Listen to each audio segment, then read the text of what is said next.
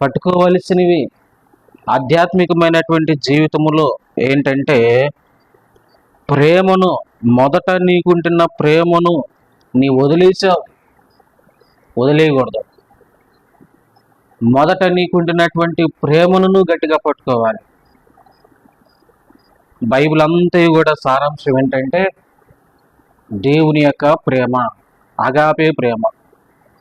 దేవుడు మనల్ని ఎంతగా ప్రేమించాడో అదే ప్రేమలో, ఆ ప్రేమతో నీవు నింపబడి ఆ ప్రేమను రిఫ్లెక్ట్ చేస్తూ అనేక మందిని క్రీస్తు ప్రేమ చేత నీవు అనేకులను దేవుని దగ్గరకు నడిపించాలి. కానీ ఇక్కడ మనం చూస్తున్న మాట ఏంటంటే మొదట నీకుండిన ప్రేమను నీ వదిలితివి, మొదట నీకుండిన ప్రేమని వదిలితివి. కాబట్టి ప్రేమను గట్టిగా పట్టుకోవాలి, వదిలిపెట్టకూడదు.